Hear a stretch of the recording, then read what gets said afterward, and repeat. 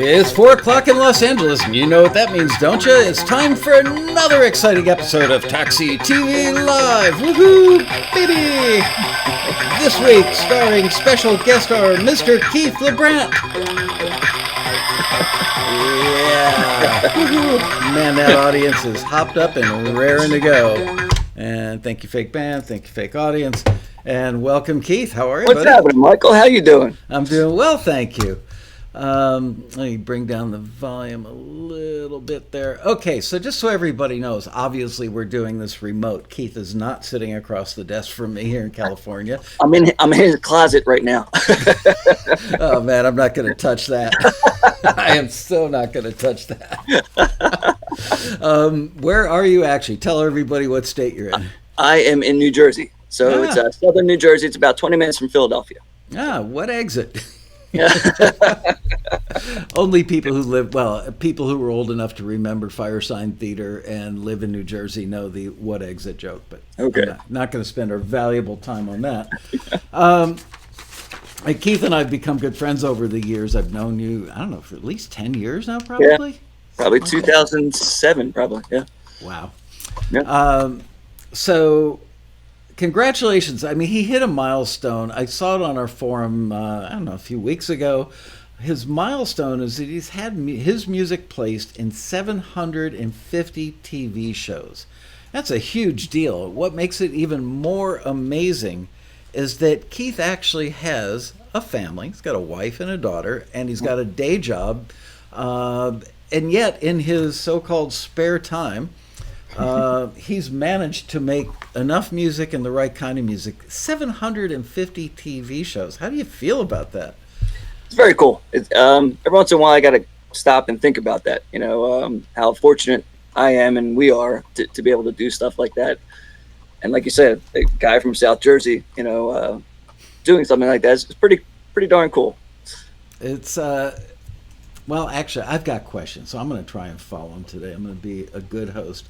So I'm sure that every person who watches this episode is thinking, oh, and I forgot to say hello to everybody in chat room. We'll do that in a second. But everybody who's going to watch this, whether it's the live show today or the archive version in the days that follow, they're probably wondering, geez, how did he do that? So, could you kind of give the short version now, and then we'll elaborate with all the questions I'm going to ask you during the episode? Well, I actually started playing original music in bands and stuff like that. And as you get older, they want you to start filling out a club at Wednesday nights at 12:30 a.m. And as you get older, all your friends are asleep by then. So it needed to kind of pivot to something else.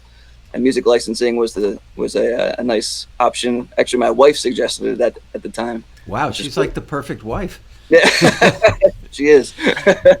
So we started doing that, and I started researching online, and I did actually get a couple, licenses through like MTV shows by myself, but it was not anywhere near, a good quantity. And then I wound up looking. I think that's the first time I talked to you about Taxi, joining Taxi, stuff like that. And as soon as I not to kiss butt, but as soon as I joined Taxi, like, oh, that's all right. Go ahead. I won't stop you. All the doors kind of opened up, and that's how I was able to get the publishing connections and get the music on television. So I got you to thank. Well, obviously you had a little something to do with it, Marco. I mean, you're the one making the music, and we'll get into what kind of music you make and how you make it and how much of it you make and all that kind of stuff in a minute. Let's say hello to our mutual friends in the chat room. We've got Lamar Franklin, Dave Zimmer, Kyle Sutton, musicians friend too. Let's see, Marion Laird, Carrie Kennard, Ann House. Hi, Ann. Robbie Hancock, piano, guitar, voice lessons. John Pearson, Charles Wilson. Anyway, hello to all you guys in the chat room. Good to see you. Many of these folks, for those who are watching the show, the archives later, who aren't Taxi members, Keith comes to our convention, the Road Rally, every year, and he's also spent a fair amount of time in the Taxi forums over the years. So he knows a lot of these people already. So it's just one big happy family. Yeah. We're trying to turn it into a cult, but so far we haven't been successful. But we're trying, damn it. Anyway, let's get back to the questions. Um, so, how long have you been doing this now? Well, I was looking this up the other day. I started around 2004, and then I joined Taxi at 2007. So I've been really kind of doing it seriously 2007 to try to do it, Okay, and so for make 13 years. yeah, Our members, some of our old time, well seasoned members, came up with the phrase. It might have been Matt Hurt that coined this phrase years ago, the 5 year plan. yeah. And we talk about it from time to time at the Road Rally. We talk about it on the forum, on Taxi TV. So, the 5 year plan basically is our older, wiser members saying, don't be foolish enough to think that you can start pitching music for film Right. and TV and a month later or 6 months later or a Yep. year later you're going to start making any substantial money. Was 5 years, give or take, about how long it took you to I was start? I was looking at that, and I was making. It took me about 2 years after joining Taxi to make pretty decent quarterly payment royalties. But then around the 7 year mark for me, the 6 or 7 year mark, that's when it really things started cooking for me as far as making money with the music and stuff like that. Right. So yeah, and one of the biggest things I think is staying in the game. You see so many people like you're saying, I want to record music, okay, and then after 4 months they're like, this it's not working. Well, you have 14 pieces of music and you're not going to make a lot of money with that. So it's the it's the line. It's a marathon, not a sprint, right? So the longer you're in it, the more music you make, and then it starts to matriculate, and then you got your 401k. It is a 401k, frankly, I wish I had a 401k that would perform as well as instrument. Well, not just instrumental, but music for film and TV. It really is, because it's cumulative. It builds Yeah. up over the years. It's crazy. Yeah. I plotted it out, I think, around 2013 in an Excel sheet, how much money I was making. And it was just amazing to see the growth, because you don't really realize it. You're sitting there, you're making music, and you don't really you don't realize what you've done and now what you're making. And now I can compare it to what I'm making now, and it's amazing to watch. It's pretty cool. So, you're doing something you love, you're making music, and you're also making money with it. So it's very fortunate. Over the weekend, I was here at the office on Saturday doing some businessy stuff, and a friend of mine came over that I know knows you pretty well now. And he's relatively new, like a couple of years into doing instrumental cues. He used to do a lot of songs for film and TV and had some good placements and was making some money. And then I showed him the instrumental cue thing, and he went, "All right." Was your income steadily rising, or did you ever have like a serpentine curve that ultimately was always heading north? Every once in a while there'll be a bump in the road. Like the first thing I learned was never to think that it's going to always go up. It's just, you're going to have the bumps in the road, and it's to be expected. But it's almost like investing. Look long term. Yeah. It's hard for people to do, because with investing, you put the money in. If you're doing a long term, let's say, you bought Apple stock 20 years ago, and you just like, I bought it, forget it. I know it's going to go up because I'm working, but it's not going up as fast as you would think, or I would think, because I'm working. But then at some point it seems to, what's the word? Not gain traction, but gains momentum. Yes. Yep. And you found that to be true as well? Absolutely. Yeah, absolutely. Once I started charting everything out, you could definitely see it. So. And you are Mr. Chart, aren't you? Tell everybody what your day gig is.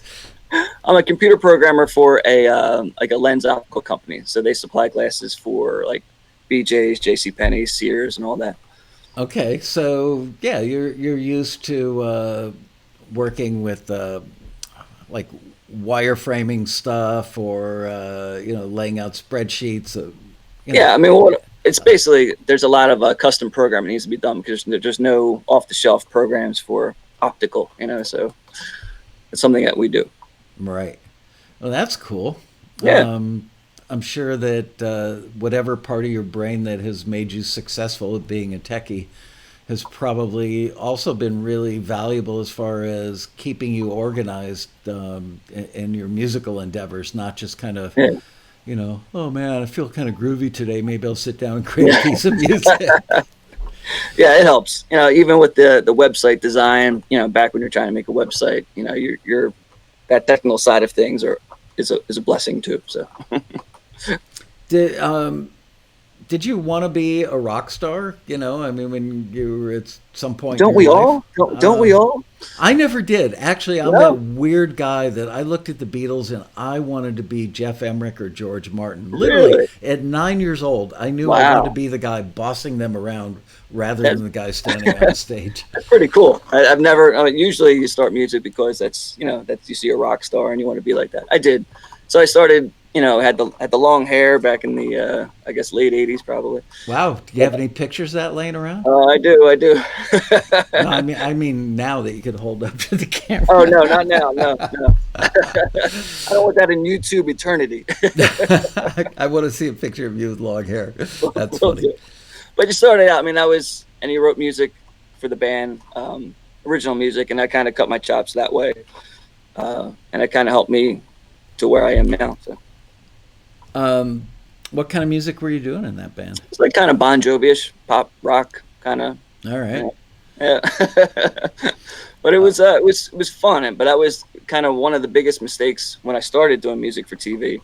I was making these mini songs. It was like here's a verse, here's a chorus, here's a bridge. And in a compact 2-minute form, right? Right. And now that we know, either you do like an A section, maybe a B section. At the most, go back to your A. So I was making these like mini epic songs, and that was the first thing I realized. Going into this business, was that you don't need all that. And just to actually kind of dumb it down a little bit, not be so complicated with your music.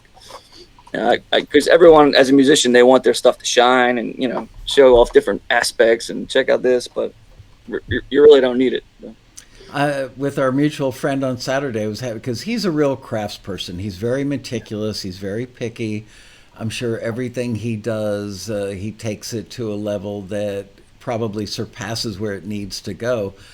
I said to him, look, many of my friends in the business, you being one of them, have told me that remarkably many of the placements they've had have been like the alt mixes or the stripped down mixes that can just be like bass drums and guitar, that the more sophisticated, more fleshed out versions often don't make it on the air. So you found that to be true as well. Totally, yeah. Yeah, you're spending all this time on, frilly stuff, and they're like, here's the bass drum mix. I remember years ago, pretty early in your taxi trajectory, didn't you have music, I want to say in a Matchbox commercial? Yeah, it was was it Hot Wheels? Hot Wheels commercial. Hot Wheels, okay. Yeah. Oh, pretty close. Yeah, I can't believe I remember that all these years later. It was funny. It was the first time I really had a shot at a commercial, and it went through all these iterations, and then there was like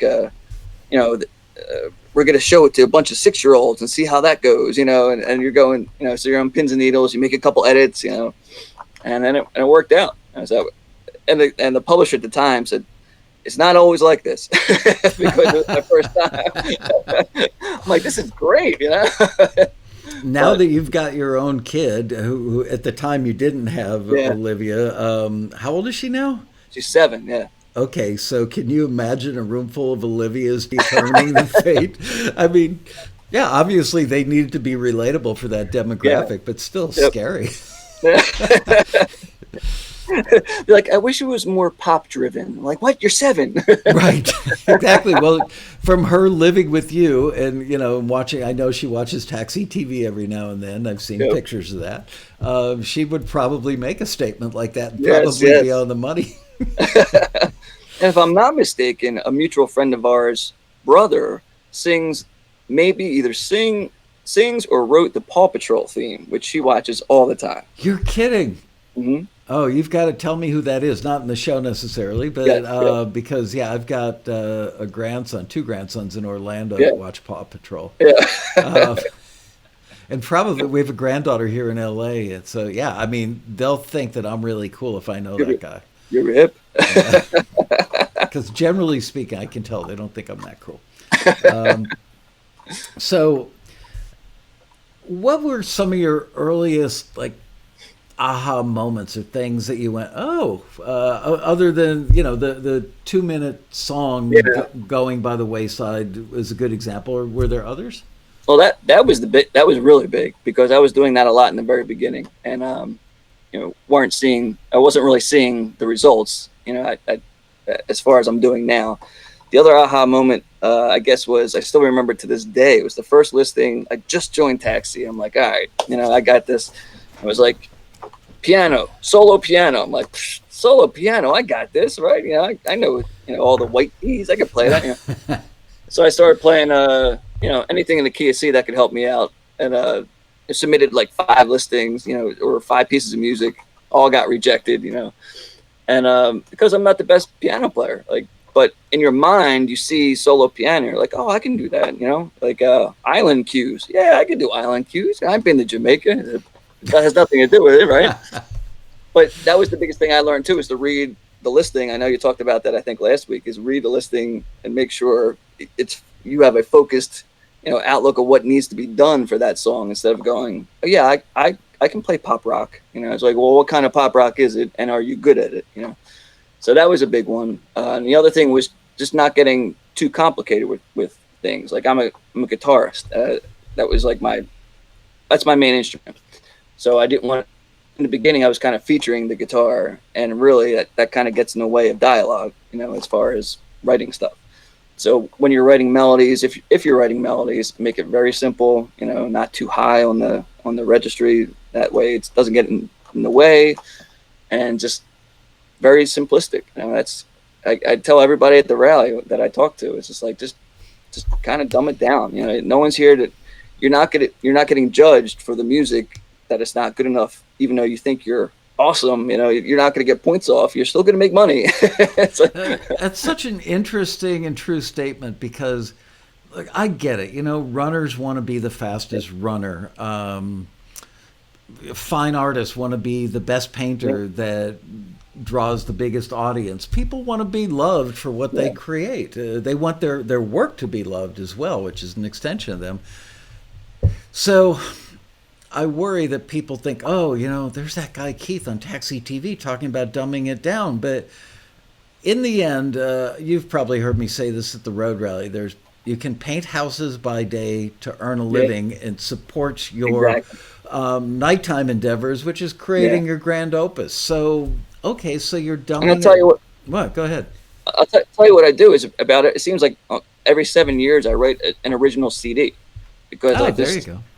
It's like sometimes you got to recharge that side of things. Because when I started playing music, I wrote songs for myself, and about things, and it wasn't about TV. So that side of me kind of, the well gets a little empty, and it seems like every 6 or 7 years I'll just write something and record it, and then I'm good. So I got to get some stuff out as far as the original side. But you can do. There's no one saying that you can't do both, right? I mean, you can't just because you're doing music for television doesn't mean you can't do the other thing. And dumbing it down, it's probably an overused phrase. I mean, when there's an art form, instrumental cues in particular, that you might see used a lot, like 75 to 100 of them in any given hour of reality TV. Anybody it's like country music. People think country music is dumb because it's about girls and their Daisy Dukes and drinking beer with the boys out at the pond and riding around your pickup truck. And it's probably the best crafted songwriting, in the planet Earth. Well, same thing is true for instrumental cues, that you've got to, you have to know the drill. And it takes work to create. It's not just playing an instrumental. It's making the right kind of instrumental. You're exactly right. It's how to start it, how to end it, where to put the edit points, which is another big thing. So it's not just, you're exactly right, not just dumbing down and playing 3 chords the entire time. It's creating ebbs and flows in the music, and crescendos, and taking it down, and spots where an editor can go, okay, I'm gonna cut it here. Having a great ending, having a great intro, So it's those things that will help you get the music placed also. Let's talk about edit points for a second. I'm glad that you brought that up. For people who are watching the show that might not know, an edit point is for an editor, a video editor, who very often, especially in the case of reality TV, is the person who's selecting the music Right. and laying it in the show. And so they're looking for good ways to cut in and out of that music to make it line up with the video edits that they're doing. So are you a fan of doing edit points that are just like, snare beats or kick beats or a guitar ka-chunk or something that's editable, something that's easy to cut on? Or do you go as far as having a rest so that there's actually a little gap between sections, or do you do both? I kind of do both. There might be a time where in that piece I'll have a rest where they can kind of start a new section, and there might be maybe another spot in there where I'll do like a little break, and bring it up with a drum fill or something like that. So there's maybe two edit points in there that they can choose from. Really depends on the piece and how long it is, as far as what I do. But I try to mix it up. I'm not a fan of just one or the other. Earlier, you mentioned that there's a kind of a science to the art of creating cues, that it's not like songs and it's primarily an A section. Our mutual friend that was here with me on Saturday said, Michael, a couple of years ago, you and I went out to dinner and you gave me the advice of like a really short intro. I said, no, I said short or no intro. It can be either or. What they don't want is 15 seconds or 35 seconds of intro. And he said that he's done a lot of studying of the genre of instrumental cues and noticed that the stuff getting used most frequently has no intro at all. It might just have a drum turn or something that starts it out. And he said that he doesn't necessarily 100% subscribe to my theory where you start out with it kind of stripped down for 16 bars, then up the instrumentation and everything, and then drop it back down, for like a middle 8 or middle 16. That's essentially kind of like a bridge, and then start building it back up, crescendo it, and then hit it with a button or a stinger ending. And he said he's been making stuff that gets to the red meat, as it were, sooner. He's noticed that's a trend. Honestly, I haven't noticed that, but I'm not of the opinion that he's wrong. I'm asking for you. Do you observe that people are becoming less impatient and they want the red meat arrived at sooner than later? Tell you the truth, I really, I have a couple publishers that really kind of dictate how they like it. So you kind of follow their guidelines. On the other sense, I really let the music dictate what I'm going to do. So if it's a hard rock piece, I'll usually just do a drum fill and then let's do it. Let's go. But if it's something that kind of is more of a inspirational piece or uplifting, and then maybe you build it up. To get back to his question is also what music is he listening to? If he's listening to it on a television show, maybe that editor has already edited, right? So they took out, the parts and they got to their, see, you never know. Right. That one panel that you had, I forget her name, but when she was putting the music into the television show. I love that. That was one of my favorite things in 23 years of the Road Rally. Laurel Ostrander was her name. Yes. And the Fleetwood Mac. And the Fleetwood Mac one. I'm working on getting the Bee Gees producers to do a Fleetwood Mac style thing with the Bee Gees this coming year. Awesome. They've already said yes, but it's working out the dates and everything. Anyway, sorry. That was great. But just seeing her do that was amazing. Like, you don't even realize the craftsmanship that they have, putting all that stuff together. So that's why I kind of said, who knows what that musical piece started out with? Because you look at what she did, she's almost a musician herself, the way she placed it, and all music supervisors are, right? So you don't really know, and I wouldn't sweat that detail, me personally. Like, I would just kind of make, a couple different versions, and if you start out with a piece that maybe builds, maybe do an alt that has more of the red meat that you're saying, right? That starts to the meat. Who knows, but I wouldn't get caught up in those, me, myself, personally. I think that's great advice, because I think a lot of people, our mutual friend included, may be overthinking it because they're looking for any rhyme or reason, especially him, because he had 2 quarters in a row where the income went down, so he's like freaking out. But I think your advice is very well taken. That just go for what feels good and sounds musical. Yep. and it'll Yep. probably lead you down the right path. Um, so what?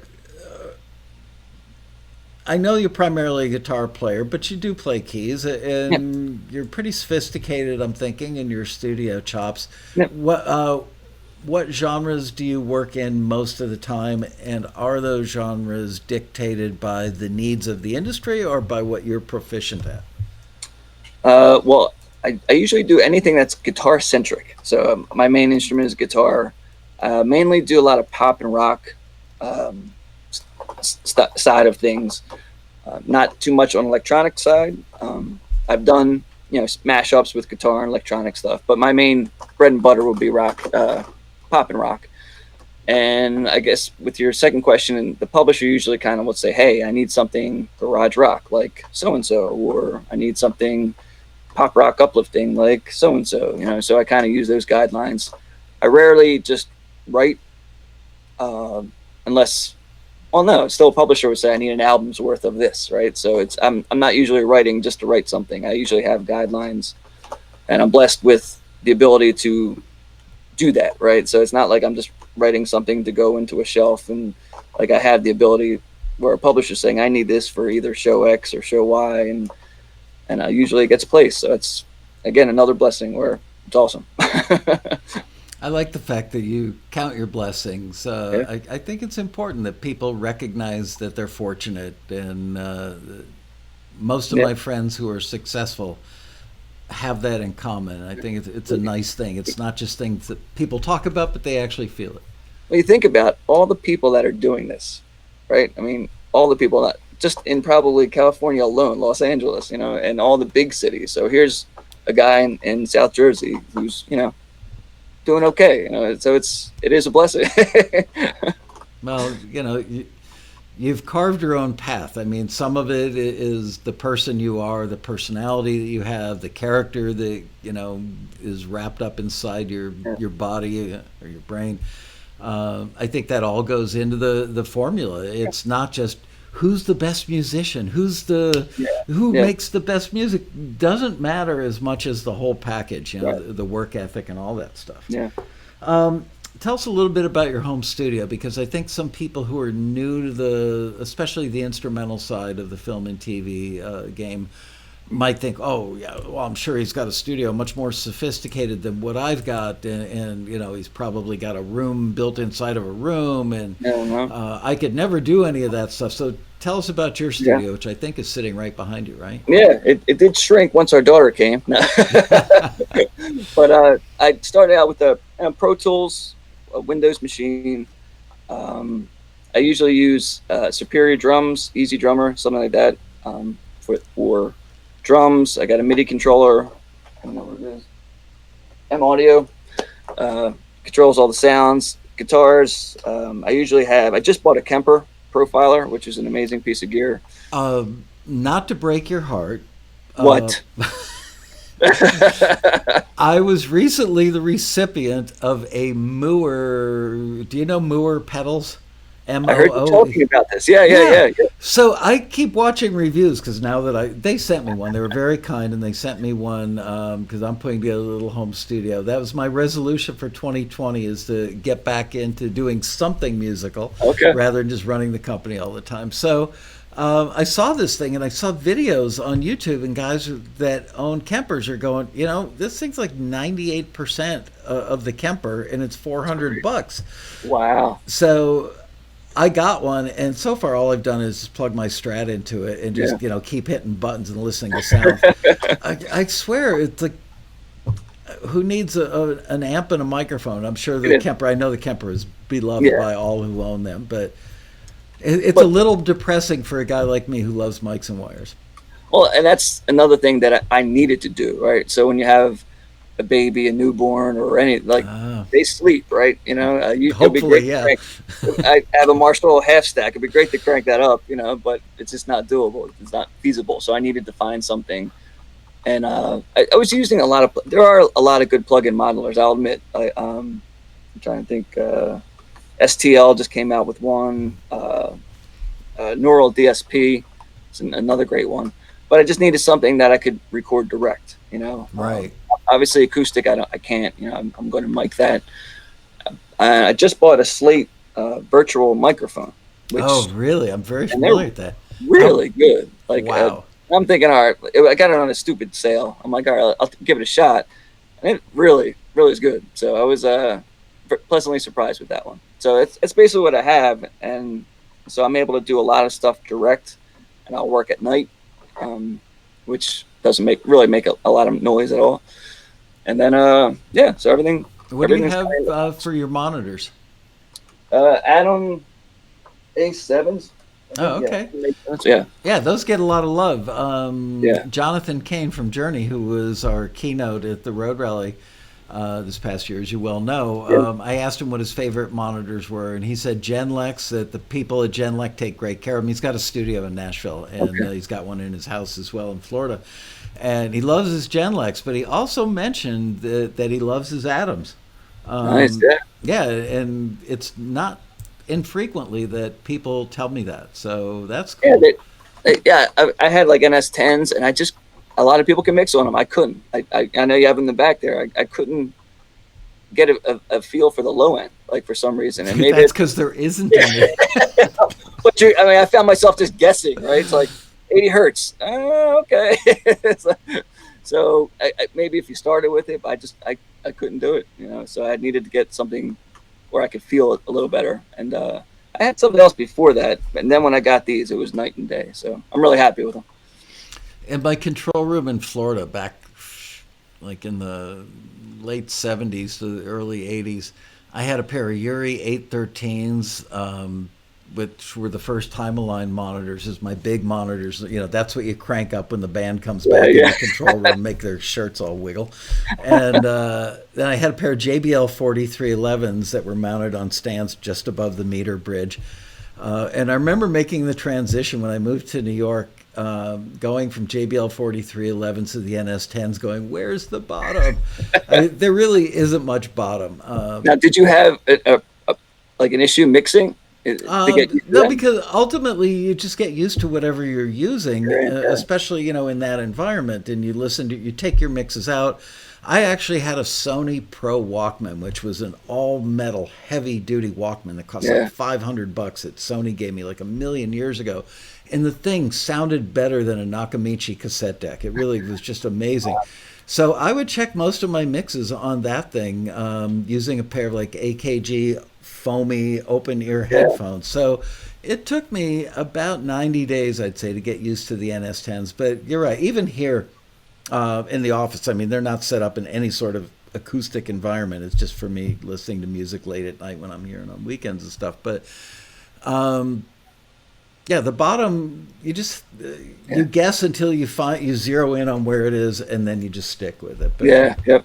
I used to have a pair of baby tannoys that I loved. They sounded so good, but they sounded so pretty that your mixes never sounded Right. as good on it. And that's the theory at the NS10s, is they sound like crap. So if you can make it sound good on the NS10s, it'll sound good Sound good anywhere. anywhere. It will translate. Yep. So what's your recording process like? What time of day do you typically work? Are you one of these early morning dudes who works before the family's up? Are you late at night? I'm more of a night guy. So, I get home probably like 5:30. Do the dinner, play with Liv, and tub time and all that. And then once she's in bed, then usually I'll start to do something here, which like 9:30, 10. Before I mean, I'll tell you this. Yeah, one of the biggest mistakes, you're talking about life lessons, is when I first started, um, definitely burning the candle at both ends. Like, this is before I had, my daughter. And it was, you kind of almost got to take a look back and also remember that you have to enjoy your life too. Like, you're stuck in a studio and you want to do this, so bad. But then you look back and you're wasting your life, not wasting your life, but you're getting older and you haven't enjoyed life, period. So there's a definite mix and a balance that you have to have, I think, Yeah. to do that. So what I'll do is make sure that the daddy time's in there, and then nighttime, like, it's kind of my time. And then I'll probably record maybe till 12. It really depends on the project. If I have something that's tight deadlines and stuff like that, I'll obviously put the pedal to the metal. But if I'm working on an album compilation or something that doesn't have a hard deadline, I'll try to go till like 12 and, and just make it a nice pace, so I'm not, burning the candle at both ends. So I'm going to ask you something, and I need you to be honest. Not Yeah. that you've ever been dishonest with me, but how many times have you crawled into bed and said "Good night, honey," and you snuggle up to your wife, and you go, "Oh crap, I should have done this," or "I forgot that kind of alt mix," or "Oh, if I did this," have you ever gotten back out of bed? When I first started, my first 2 years with Taxi, I was just always gunning it, and there was times would be like, I forgot that alt mix, because you're still learning the whole system. So you run down and get it, but not these days. If I'm in bed, I'm sleeping. Good. You're a better man than I. I keep like a little audio recorder in my nightstand drawer and post-it notes. Nothing Yep. freaks me out worse than looking for a stack of post-it notes in my nightstand drawer at like 2 a.m. and when I can't find it. So is your methodology for working, are you like a start out with the drums kind of guy? What order do you do stuff in? So it's funny because I never really sit down and work it out on guitar first, which you think you would. You'd say, okay, I'm gonna get this guitar. I'll just kind of, usually just have it's let's say a garage rock track. Mm-hmm. So I know exactly the sound I want. For some reason, I'm very drum centric. Like I should have been a drummer, I guess, in my past life. I'm very so I'll know the kind of tones I want for the drums, and I'll just kind of mess around with some drum beats, find something that's cool, and then maybe just riff over it at that point. So now I got drums and I got a rough guitar. I think another important lesson, not to derail this, but is to know exactly the tones that you're shooting for. So when someone says, I want something that sounds like whatever, Led Zeppelin, or something like that, exactly what to get as far as your tones, because that could be, I think that's what's helped me throughout the years really streamline the process. Like instead of sitting there going through every single drum set and finding that snare, or is this good rooms? Is that a good sound? Exactly what you're looking for. Do you keep a notebook of those things so that when you know that you're doing something that's like a Zeppelin thing, that you can go back and go, okay, last time I did Zeppelin, I loved the drums, and here's what I use, or is it all upstairs in your? No, it's usually all upstairs. Like I there might be a couple times I might use a template, but usually I just know, the sound I want to get, what amp that I'm going to try to pull from as far as the guitarist, and if it's not, then I'll research it. Like I did a track that was, in the it sounded like Boston, right? So then I actually found a Kemper profile of a Rockman, loaded that up, and I put some acoustic and had some 70s drums and sound totally legit, so it's knowing that he used a Rockman, right? So if not, you'd be kind of spinning your wheels trying to find that sound. I'm surprised a guy as young as yourself actually knows what the Rockman is, because man, oh man, at the time when that thing came out, it was earth-shattering. Yeah. Wow. Yep. Here's something the size of 2 packs of cigarettes you can plug a guitar into, and it sounds like a wall full of amps. Here's a tidbit I just heard, and I don't know if I think it's true. Def Leppard's Hysteria album, he made them use a Rockman for that. Wow. The guitar tones, because it had a limited, fidelity as far as and that amp, that sound is exactly what he wanted to fill in that frequency space. And I don't know if that's true, but it's amazing if it is. I wonder if people ever took the output from the Rockman and plugged it into like a stack of Marshalls, go for twice the fun.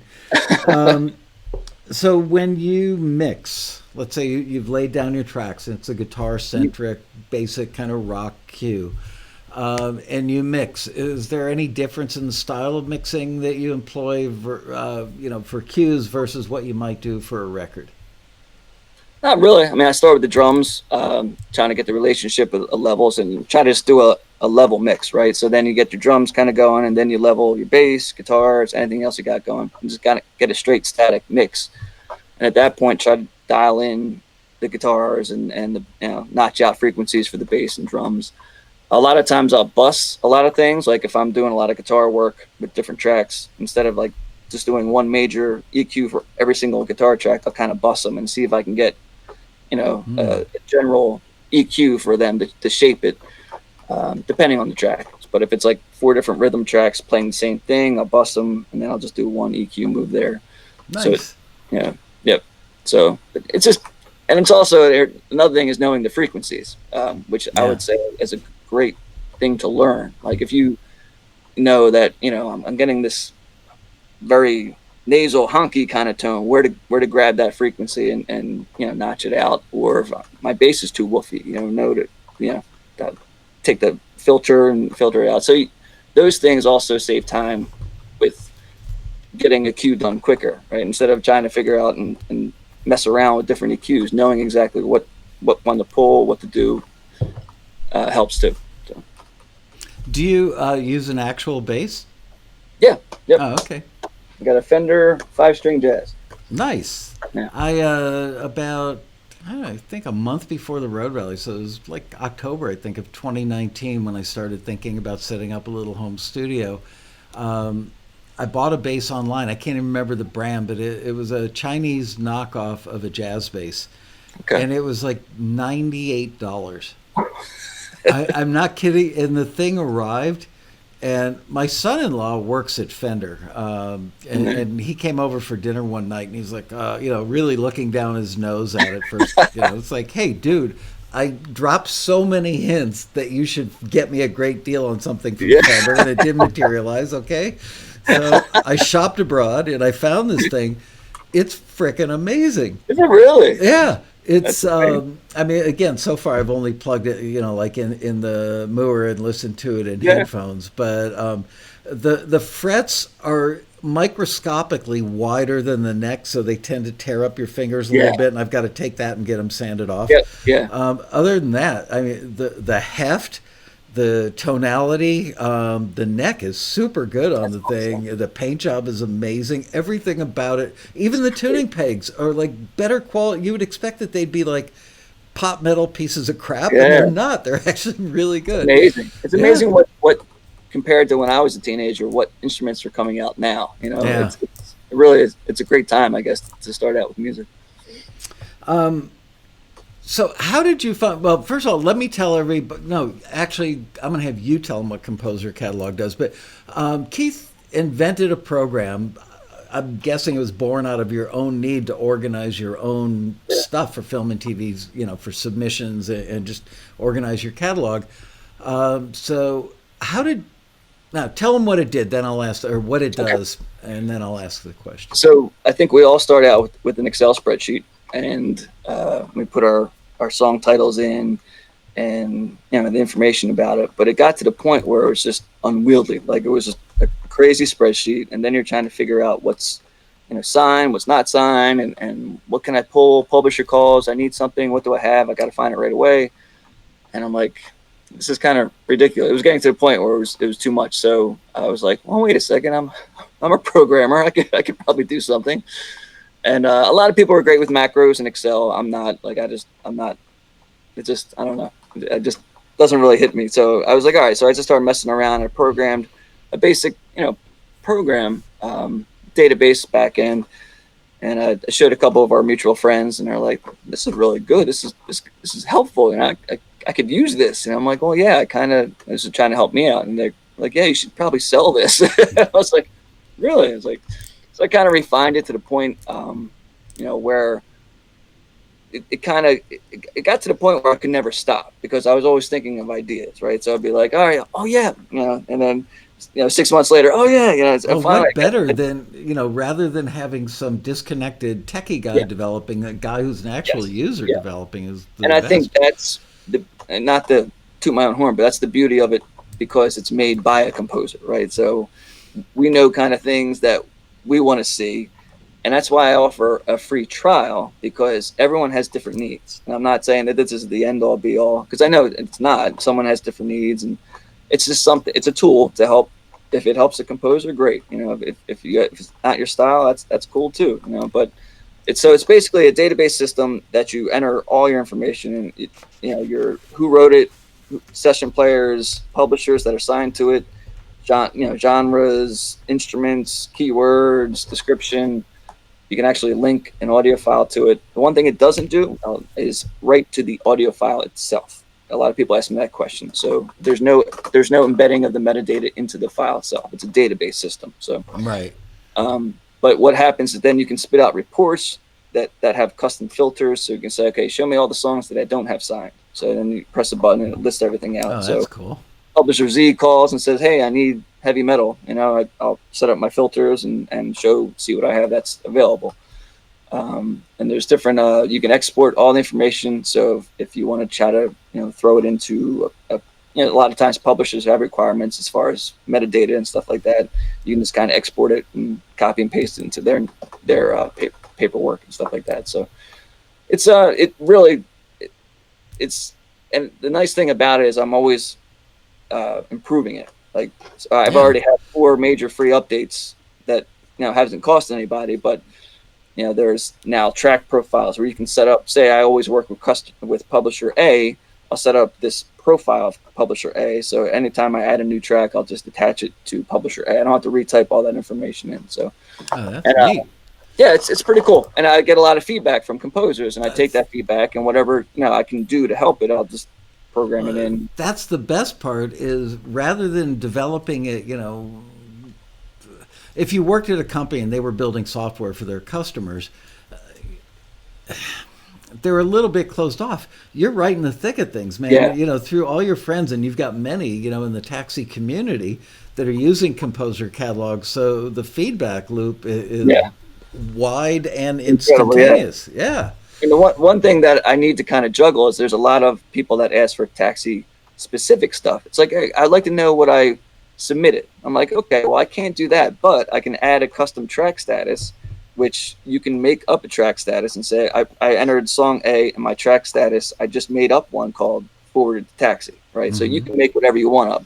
My goal is to kind of make it universal so someone, can use it if they're taxi or not taxi. But if you are taxi, you can create these, custom statuses where now you can keep track of your forwards, or your submissions, anything, Yeah, and if you don't belong to taxi, you're a loser anyway, so you probably don't. I'm kidding. Please don't send emails. I just can't pass up an opportunity for a little jab there every now and then. But it's we've tried to build some of that functionality into the Taxi 2.0 in the back end of our online thing. That more functionality for members, not stuff that Composer Catalog does, but as far as like forwards and returns and things like that, and building a little internal network of your friends, other taxi members, because the community is so strong that we wanted to connect the community in ways that would help the community members become better with their musical endeavors, but we also didn't want to try and be Facebook. It's like we're still a music company, right? Yeah, first and foremost. But even the forums, we always talk about the forums, how incredible they are. That's again, if no one's on the forums, they really should be, because it's an incredible tool to guide you as far as. I think we all started there with, hey, how come I got this return because I thought it sounded great. We're like, well, no, because this, and this, and that's how you learn. So it's an incredible tool. And thank you for bringing that up. And if I may add to that, first of all, it's at forums.taxi.com, forums with an S. And I see it as like a living document, whereas, social media is very ephemeral. It's like here in the moment, maybe here for 15 minutes or maybe even half a day or something, depending on kind of how many friends and people you're following, blah, blah, blah. The forum is a permanent record that over time just keeps getting better and better. And I've noticed that the guys like you who contribute to the forum, it's like in the beginning you start out asking questions, right? Yeah. And then at some point you've gained a head of steam and you've got stuff pretty dialed in, and then you're the person or persons answering the question. Yeah. And it just doesn't get any better than that. It's not, some big, cheese up in the sky.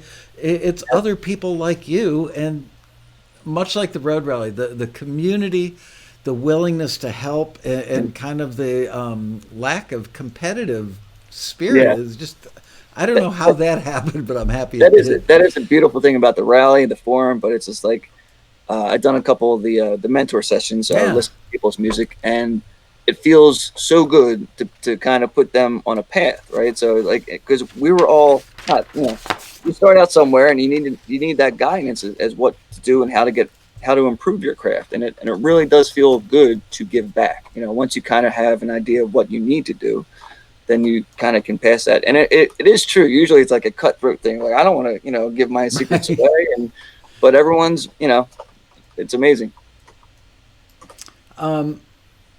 Let's talk about staying current, modern, contemporary, whatever adjective you want to use for it. Has creating music for media kind of almost to order, a library that you've met through Taxi, you've now got a relationship, they reach out to you directly and say, hey Keith, we need XYZ kind of music. I'm sure that you're smart enough, if you don't do that kind of music, you have a general understanding, but you don't really know what are the fine points of the melodic structure, the writing style, the production, right, all that stuff, arrangement stuff. Has it helped you stay more current because you're kind of forced into it in a good way? Yeah, you find yourself watching the television shows, and instead of watching the actual show, you're studying the music, for that genre that you're looking to research, or you might go online and try to find, music that's comparable to what you need to do. I just finished up a like electronic album, and it's a newer genre for me, and so I did a lot of research before I did that, and the publisher came back and he was actually very impressed with like the drum sounds, and again, I'm drum centric over here, but like I took a lot of time to really research tones and what I need to do, and I was actually a little nervous submitting that because it wasn't my bread and butter stuff, but it worked out great and he loved it, so it all worked out. Yeah. Speaking of watching shows to learn stuff, my wife is a big HGTV fan. And there are a couple shows on HGTV that I actually enjoy, but for the most part, it's like, how many times can you watch a kitchen renovation before it, there's got to be more to life than than that. But there's a show, I actually am not a fan of the show. However, last night, my wife forced me to watch a couple episodes of a show called Hometown on HGTV. A husband and wife, I believe they live in like Mississippi or Alabama, somewhere in the pretty deep South. And of course, I'm listening to the cues the whole time. And I forced my wife because, it's like, honey, listen to this cue. And she rolls her eyes and we go about our thing. But the cues on that show, both acoustic and electric guitar cues, for anybody watching this episode, check out Hometown on HGTV and listen, because almost everything they do is guitar based. Yeah. And I remember having the thought last night, for this type of guitar, this range, because some of it is more rock and electric sounding, but not like full on, like Stack of Marshalls electric, but a Strat through an amp with 100 watts and a couple of 12s in it, kind of rock and roll. And the acoustics of it is just, I couldn't freeze frame it fast enough to catch the library at the end, and then we wanted to go watch another episode. So I don't know where they got their stuff. But I will tell you, it's some of the best guitar-driven cues that I've ever heard. I'll check it out. Yeah, it's, honestly, you popped into my mind. I thought to myself, I wonder if any of this stuff is Keith, because I know the style, the general style of your playing and your work, and it did sound like you. So you might have had stuff in there. I don't know. Funny, a lot of times my buddy will call me and be like, "Hey, I think I just heard you on," because I've been playing with him since like I was 14. I was like, "Hey, I think I just heard your stuff on this show. Do you have music on there?" Yeah, well, it's a good one. And funny enough, the episode was about them renovating a house for a young woman who was from Nashville, but bought she must have grown up in their little hometown that's got like 1,000 people in it, wherever it is. And so she wanted to buy a house to have as a home there, rather than just, being a struggling songwriter in Nashville or whatever. At the end of the show, the wife, it's a husband and wife team. She's the design lady and he's the woodworking, construction guy. And at the end of the show, they built her a performance place out in the backyard with a little stage and some seating and stuff, which I thought was kind of cute. My wife Yeah. said, "Which house do you think she'll go for?" And I said, "The one where they can put the stage in the yard, because there's not a musician alive given the opportunity to have a stage to do like house concerts in their backyard that would pass that up." And it was a much smaller house and a much harder house to renovate. And sure enough, she picked it. So at the end of the show, they decided to throw a little music party out there, and the That's wife, cool. who's on the show, was actually playing guitar and singing with this Wow. woman who's the Nashville songwriter. They were really, really good. I Oh mean, my God. like totally legit. So I was She'll get a deal out of it next. yeah, there you go. So let's talk about deals a little bit. So many people who are new to submitting music for film and TV. Music libraries, for those of you who are new to this, music libraries just means it's a film and TV music centric publishing company. And it's not in the same model as traditional publishers that sign writers to a long-term publishing deal and advance them money every year.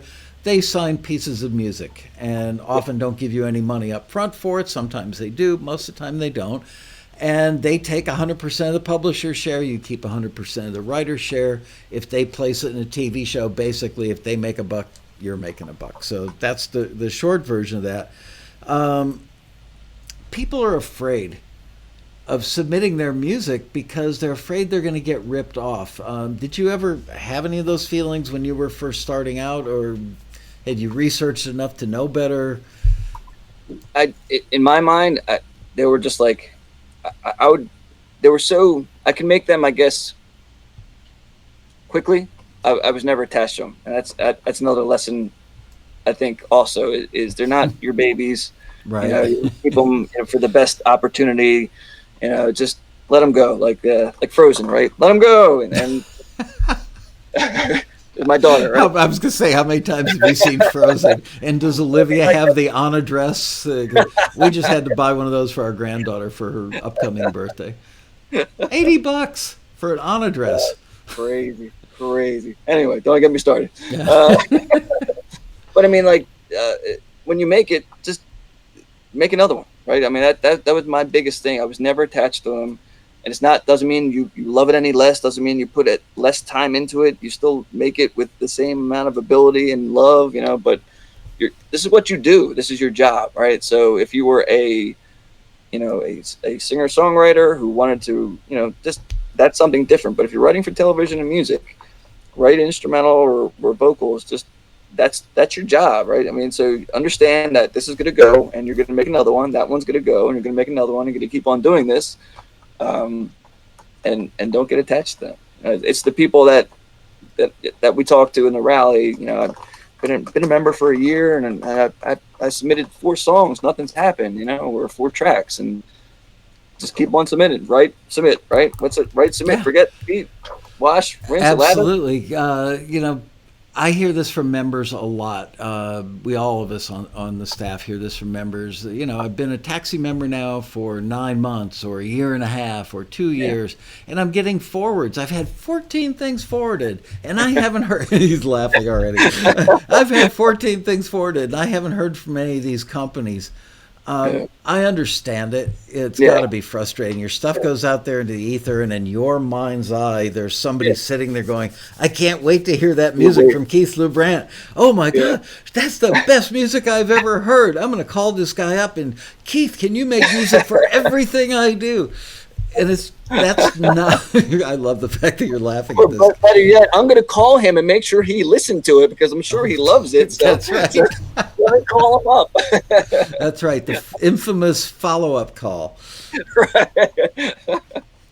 To which in their mind's eye, they're thinking, "Okay, we may have a nutball on my hands." And like I said before, it's a long haul, right? So if you think you're gonna, get a lot of traction in the first 4 or 5 months, it's not gonna happen. Like you get paid 9 months later, so that tells you what you have to do as far as building a catalog, and just don't really judge it in the very beginning. Like, just keep on writing. Like, if this is what you truly want to do, that's part of the job, is to create the music. And my outlook is it's going to find a home somewhere.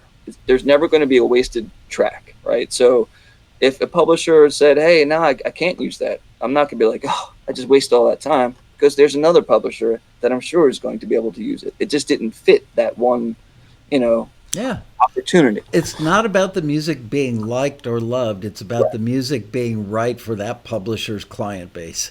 Yes, And and even with the listings, I'm sure like you get with people, how that fit perfectly. Well, maybe you got forwarded, but maybe the publisher, for what they needed, it just didn't fit. Doesn't mean it's a bad piece of music. It just didn't fit their needs, or that music supervisor's needs. So, I just take it with the mentality of nothing's going to be wasted. I'm going to find a home for something. But it's a like, great like I said, attitude. yeah, normally I'm writing for a television show, which is nice. But in the beginning, that was my mentality. Like, I'm just building my catalog. So if a publisher, if I got that forward and they signed that song, and I said, well, here's two more. If they said I don't want them, then I would say, okay, well, I'll find a home for them, and I will. So, How many pieces do you have in your catalog right now, give or take? I don't even know. Easily over 1,000. I know this, that I had in 2012, because I found my document. I had over 32,000 placements, 32,000, I guess, drops where they used the music. Wow. And that was 8 years ago. That was 8 years ago. So who knows what it is now? But it just and it gets, logarithmically bigger. Right. It's not like it's just a multiplier of that. Right. I mean, it's like it's got to be hundreds of thousands. Yeah, I tell the example is like you have a placement on a show, and then that show obviously gets played, so you keep on making the money there. Maybe that show goes to a different network, or streaming, or then I've seen a show go onto an XM radio station, so you're making money there. So just that one cue and that one show starts to matriculate to different spots, and then you keep on writing music, and that it continues to grow like that. So I agree. Going back to what we talked about earlier in this episode, which is it is the greatest 401k. If you've got the ability to make, you don't even have to be an incredible musician, an incredible writer. You just have to understand what the task is and be proficient enough to deliver quality writing and quality material that fits what they're asking for. Yeah, a couple things is when you say you're going to deliver. It sounds so stupid, but it's so important, right? So then you have the publisher's trust, or the music supervisor's trust. When I ask Keith, I need this by Tuesday, I'm going to get it Tuesday. There was a time where I had, it was another commercial opportunity where, the publisher had asked me, can I get something like that? And I have a side cover band that I was at rehearsal. It was at 10 o'clock. And you have time for a cover band? Crazy, right? Yeah, it is crazy. So it was at 10 o'clock. We're finished rehearsal. He's like, I need it tonight. So I was like, okay. So I came home and I wrote this whole cue, and I sent it to him. He was in LA time. And he's like, this is perfect. Would you mind doing something in a different genre for, something else? I'm like, yeah. So I actually stayed up and did that. But I knew that publisher was going to work out, right? So he's done well for me before, and we have a great relationship, because when he calls me, I know he needs something, right? So, and he knows, I think he realizes I can deliver, or else I wouldn't be getting that call, right? So when I get that call, I want to make sure that A, I deliver, and B, I deliver on time. So yeah, I got a couple hours sleep, but I was able to, deliver what he needed. And I think that's an important thing when you're first starting out, is saying, a publisher's like, okay, a lot of times you'll do like an album compilation. I need 10 songs like this, and I need it by this. Well, that in the beginning could be a little overwhelming, and there was times where, you're down to the wire, but you want to make sure you hit that deadline, because if you don't, then a publisher might be like, yeah, I mean, the song's good, but I can get so and so, and he'll get it to me on time. There was times where I just talked to a publisher a couple days ago where he was saying, I need, a couple different albums and so. And I was actually just real with him. I said, I can get you the albums. I can't get you that amount because I have this. And he understands, what I have done. But to me, it's Sorry. important for family time and all that. Like, I don't want to be the guy, the father who's never around, who's always in the basement cranking out tunes, So I was realistic with him, and he appreciated that. He's like, okay, and I just got the same, the same job, just a little bit less of the things that I needed to do, So we both made out that way. So that's, a lot of people want me like, I can't say no. It's like, well, I didn't say no. I was realistic, and I think a music supervisor or a publisher would appreciate that. As far as they say I need 2 albums by in 2 weeks. If you can't make it, just don't say yes, and then hope to God that you make it. Because I don't think that's the way to do it, because you want to build trust in the beginning. It's great that you make great music, but it's also a business too, right? So you have to have the trust of the publisher, the trust of the music supervisor. When you say something's going to be done, you're going to have a quality, music, and it's going to be done on time. So I'm glad that you're talking about trust with the publishers, because for somebody who's new and just starting out at this, they don't know these publishers. You now have relationships with them because you've worked over and over for them over a number of years. One of the things that we hear a lot is, how do I know that they're not going to rip me off? How do I know that this contract is fair? Again, I mean, earlier you said, hey, it's a cue. It's not like a grand opus. It's not the biggest hit you've ever written. It's a cue. But is your experience that, generally speaking, the library owners, specifically the ones you've met through Taxi, because we actually vet them before we run listings for them, have you found them to be pretty honest, pretty on the up and up, and that the contracts all fall within a range of what I might refer to as reasonable? Yeah, no, absolutely. It's in the beginning, it probably is a little overwhelming until you start. It's someone's they want the publisher share of this, and then you start asking your composer friends, and it's normal. It's the normal agreement, and it's nothing to be worried about. And if you do write the opus, and it's great and it takes off, and then if they use it illegally, then it's still your song. You'll make the Right. money. I would hope that Beyonce would steal my song. As long as you had the copyright registered with the Library of Congress, you'd be in pretty good shape, I have a feeling. But yeah, my experience is, nobody wants, no business owner, no production music library owner, no publisher wants to destroy their reputation in the industry over a cue that might make them, $100 or $200 or $1,000 in its lifetime. They're not going to do that. No. They may make a mistake because they're overwhelmed. They may forget to send you the email with the contract, or they may, get the title wrong. People are human, and they make little mistakes every now and then. But I've never seen one example in 28 years of running this company where a publisher intentionally tried to steal a piece of music or rip anybody off. Yeah, no, I agree. And it's just to educate yourself, but don't go. Know the agreements, and obviously the non-exclusive, exclusive, know all that, and but it's not rocket science. You figure out what's, like you said, you vet a lot of the companies through Taxi, so that's an added layer of security there. So you're not like some Jim Bob in the. Oh no, you froze. He's frozen. Oh yeah, I just got up with it.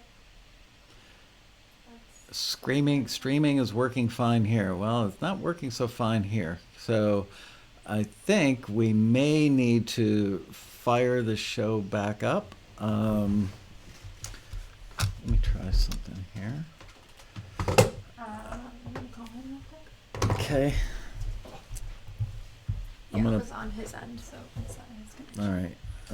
Call Bria, and just know, everybody, that we're working on getting this ironed out.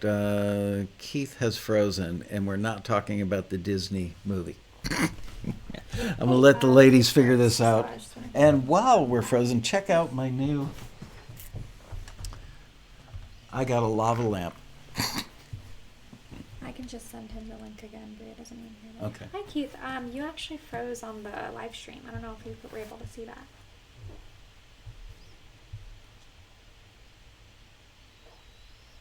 Yeah, if you try the same link, it should work.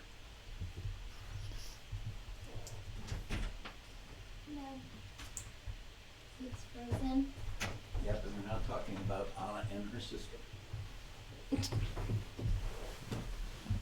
Hello, everyone. All right, let's see what we got. It was going so well.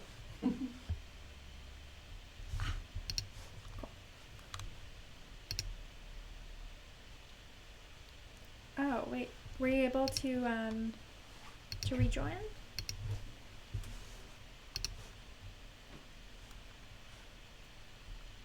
Said the session was full. Okay, give me a sec. Tell them to try. Okay. Okay, we saw you pop up now.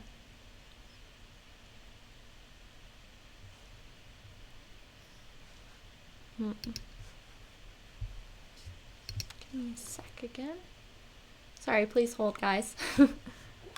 Yeah, Sabria's just rebooting our connection with the session, so hopefully we can connect with you again. Did you click on the link though?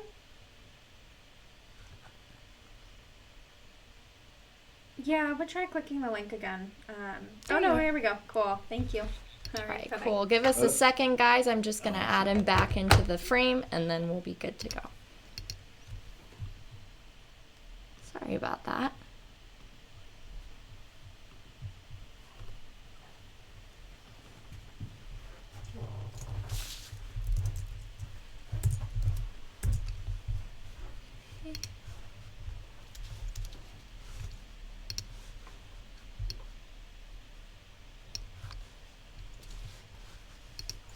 All right, you are ready to roll. Thank you very much. I was just writing a quick cue. All right. Sorry I was just writing a quick cue while we were down. Yeah, I was showing off my lava lamp. I've always wanted one. I don't think I've ever owned a lava lamp before, so there we go. Exciting lives that we lead, huh? Anyway, so where were we? What were we talking about? There we go. Excuse me. Michael should be nervous. We just found his replacement. Who's my replacement? Uh-oh. Oh, Bria. I gotcha. Okay, so... anyway... Publisher is stealing music. Oh, yeah. So we were talking about, thank you. Ari just reminded me, we were talking about publishers stealing music, and we both agreed that, no, it just doesn't happen. So we've got about 15 minutes left to go on the show, and at some point towards the end of the show, I want to bring in my biggest fan. Her name is Olivia. There you go. I've known her since birth. We've never actually met in the flesh. This will be the first time. This will be the first time.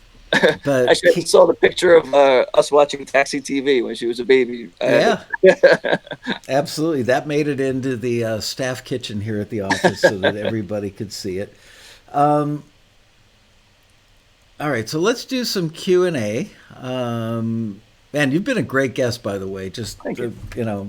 Thank you for having me. Oh, I'm grateful that you could do it, and I love hanging out with you. Like I said, for audience members who don't know or came in late, Keith and I have become friends because of work and probably mutual respect over the years, and it's nice. It's that's my little side benefit of running Taxi, is that I get to meet people like him and develop friendships.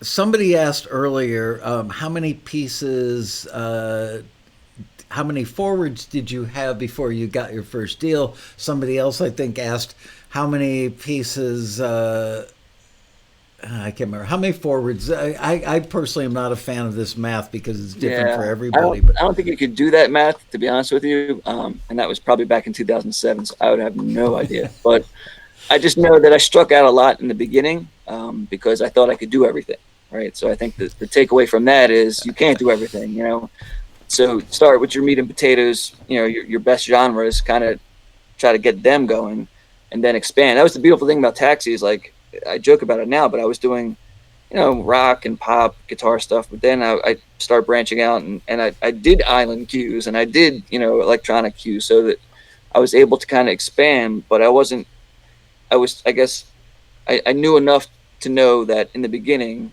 it wasn't going to happen. I need to do a lot of research as far as what those genres, how to pull those genres off, right? So that's the biggest thing is the research, I guess, with knowing if you're going to expand from your meat and potato genres, know what those sounds are and those sample sets and all that kind of stuff. Glenn Johnson just asked, is there ever a time where you just felt like giving up? And if so, how did you push through that? Usually around 12 in the morning, I feel like giving up. No. Well, I guess there's times where you feel, for me personally, like you started out playing music for you. And there's sometimes where it's like, here's another tension cue, here's another, so that well kind of empties of the original music sense. So this is me personally. And that's why I kind of find myself writing music every 7 years or so. I'll write an album, and that refuels that side of things, and I can get back to, I guess there's like some ticking clock in my head saying it's time to write music for you for a little bit, and I'll take, for an example, I have a project I'm finishing up that's my own stuff that I started 7 years ago. Wow. But it tells you the time that I don't have a lot of time to really work on it. So Has when it been that long since the last album? I remember you sent me that last one. Has it really been 7 years? Yep. Yeah. Crazy, right? Yeah. Wow. It feels like it was 3 years ago. I can't believe it's been 7. Dear God. So, as far as giving up the music, no, because I think what happens is you get these marks, right? These bars. So the first time my very first place was on an MTV show called Sorority Life. And it was an emotional time for me because I heard my music on television. I was like, wow, So then that got to the point where then I started seeing money come in. And then it was like, wow, I got a couple $100. And then it's, oh, here's some more money. I got like 1,000. And then you start to see the money build. And that's kind of like, then the bar kind of gets raised. Like, so what can I do next? I got a commercial from Hot Wheels. Oh, great. Can I do, something like that? Oh, I was in a movie on TV with the Black Keys. That's pretty cool. So you get these little things that happen and kind of keeps you going, and the biggest thing for me is if you feel like giving up, go to the rally. And I'm not endorsing it, but I mean, obviously I am. Please do. I am endorsing it. But for me, I use that for recharging my batteries. Like you're with all these people that have so much energy that want to do the same thing. Like we as composers are usually in the studio by themselves, right? And not talking to anyone. So now you're in this place where everyone's so cool and they all have, they're all talking about the same thing. You can all relate. And when I come back from there, it really recharges the batteries to keep it going. Anthony Franz wants to know, are you copywriting everything before you submit it? I am not. No, that would be quite an ordeal. And it's funny because I didn't know this till like 3 or 4 years ago, but the vast majority of our members who are making instrumental cues, which are basically 60-second to 2-minute pieces of instrumental music that are not structured like songs, they don't bother to copyright or register the copyrights because ultimately the publishers that are going to pick them up are going to register them. Right. And the cost and the time expense and everything, it's like, why register it? First of all, they earn pennies. One of the wisest people I've ever met in the music industry said to me, the music library business is a penny business. But if you make a lot of music, boy, do those pennies add up. Yeah, so true.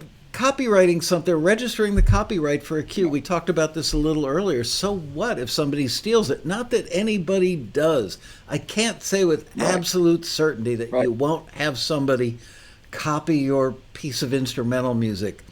But you know what? Like a 1-4-5 blues rock thing. Yeah. You could say, well, that dude's blues rock thing sounds like mine because we both use a 1-4-5 and we have a lick that's kind of similar with, a dirty slide. Yeah. That stuff is bound to happen. Nobody's stealing it by intent. It's just, kind of generic to the genre, I guess, or endemic of the genre. But there's just, I'm not a music attorney and I'm not giving legal advice. My experience and observation with vast numbers of taxi members, many of whom are very successful in the instrumental cue side of the business, they don't register the copyrights on cues. Yeah, it would be, for me, it'd be too time consuming, and it's going back again to letting go of your babies, Yeah. Do you do songs as well? I do. So I also sing, and then sometimes I'll either get someone to sing, do a work for hire, or collaborate with somebody and also do the vocals. A great quick story for that was there was a song I wrote. My brother actually co-wrote the lyrics to, and I sang the song, and it really wasn't getting any traction. And then once I got a mutual friend of ours to sing on it, it got placed on probably 4 or 5 different shows. So what that explains to me is that it's okay. It opened the doors to say, okay, like it might cost a little bit money up front for like a work for hire, but if it's a good song, it's going to get placed and it will come back and make a lot more. So it kind of showed me, I'm not a one-stop shop all the time. Sometimes it's better to go for that other, voice that fits the genre better, and then that way you have a better shot at getting it placed. How often do you make money from sync fees? Somebody just asked that somewhere. Sync fees, by the way, for people that don't know, are the upfront money you get. If somebody wants to license a song or an instrumental piece for a movie or a TV show, most of the time in reality TV, which is where the vast, by far the biggest number of instrumental cues get used, it's extremely rare that you would get a sync fee paid up front. If you got a song in... what's the medical show? The drama. Grey's Anatomy. I can never remember the name. The montage ending. Yes, which aren't that big and popular so much anymore. Yeah. But if you get something in the montage, the guy's in a hospital bed, he's dying, and the love of his life is watching him slip away, and all these thoughts are going through her head.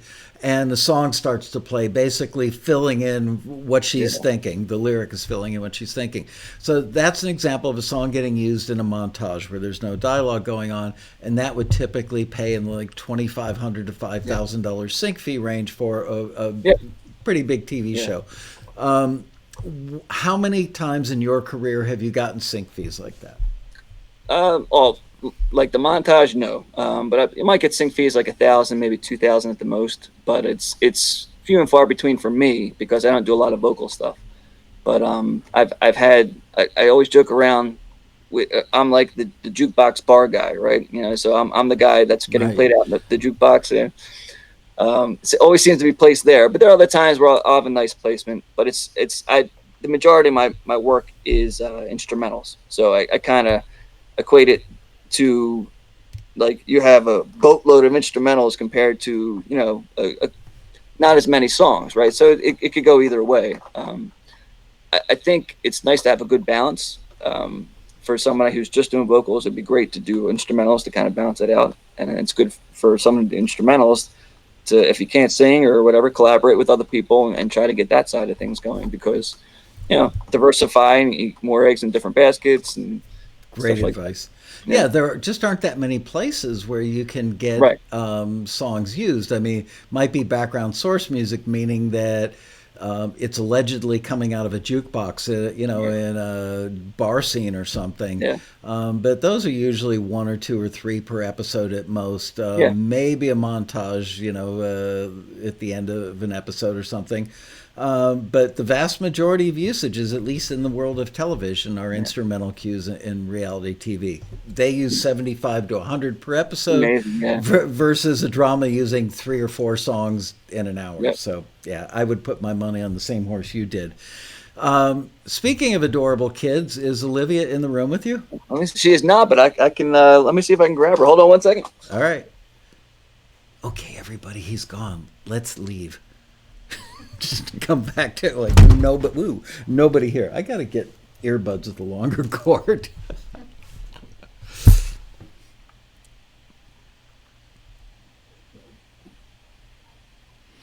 Anthony Franz, I'm going to take your question while Keith is grabbing his daughter. Can you be successful without keys and MIDI? Yeah, if you're a guitar player, you could be doing guitar cues. You would certainly open up your possibilities. There we go. Hey. This is Olivia. Hi, Olivia. How are you? Man, this is my intern. You are even. I want to pick out surprises.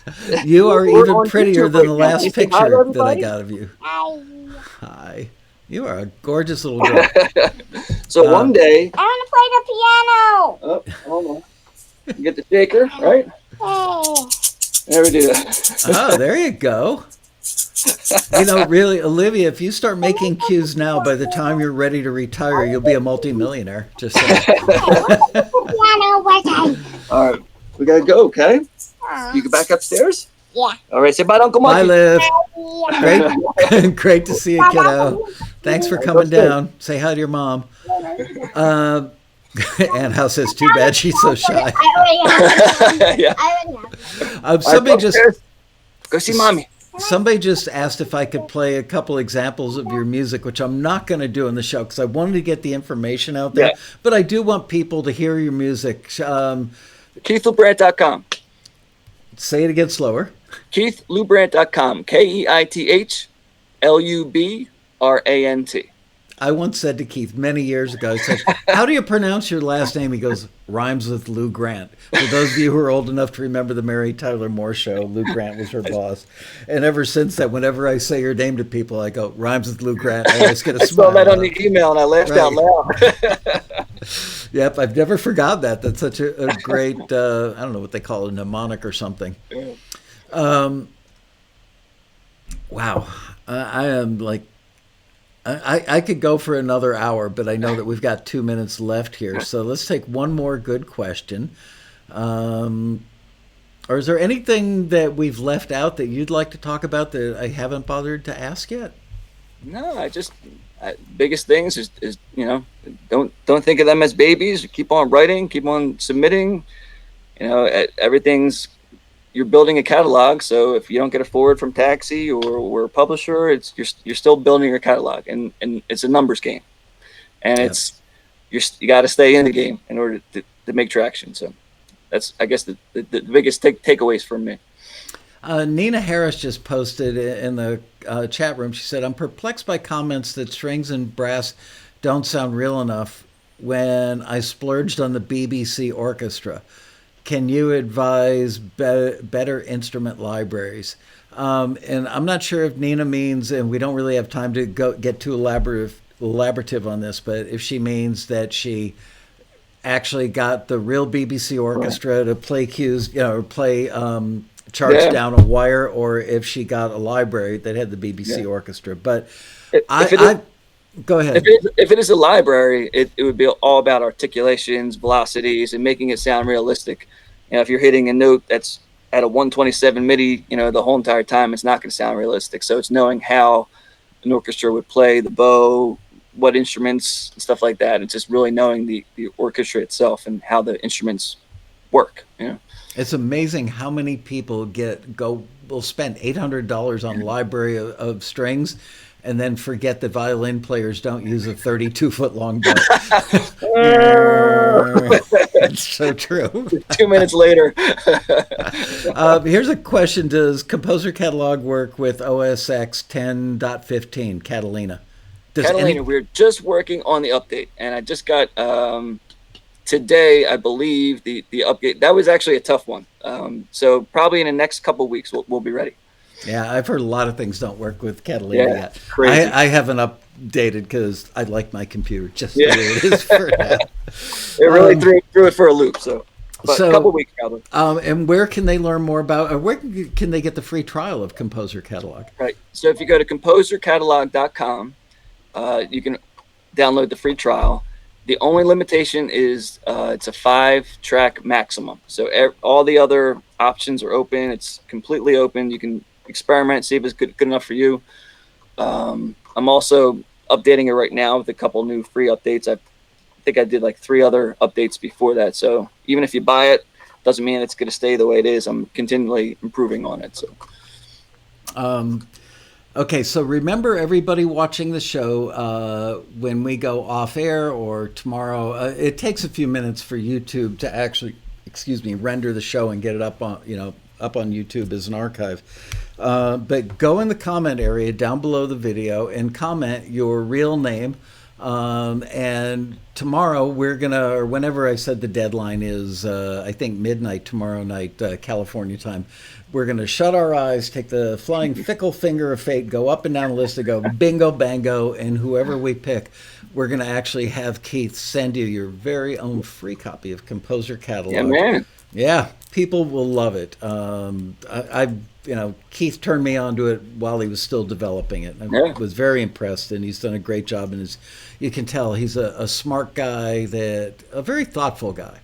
I'm sure he didn't leave stuff out of it. So, with that, I would like to say thank you, man. You were just an amazingly great guest. I hope to have you back because you've got so much to share, and Keith, every time I see you post on the forum, when you hit 300 and then one day you posted 600 shows and then recently 700, now it's 750 shows, I literally get a lump in my throat because I know you, I adore you as a person, and I'm just so happy that it's worked out well, but it's not so much luck or coincidence. It's because the way you're wired and who you are and your work ethic and your talent and your family being supportive, the whole thing coming together.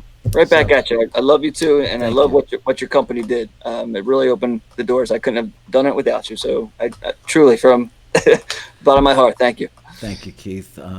So yeah, we'll talk soon. Continue to do great work. Congratulations on 750 shows using your music. That's tremendous. And for having a really cute daughter. She's adorable. Sounds good. All right. We'll talk soon. Thanks, Keith. All right. Take care. Bye, guys. All right. With that, we're going to wrap it up. I will be back next week. I have absolutely no idea what I'm doing on the show next week. We will see you then for something truly exciting on another exciting episode of Taxi TV Live. Woohoo, baby! 10-4.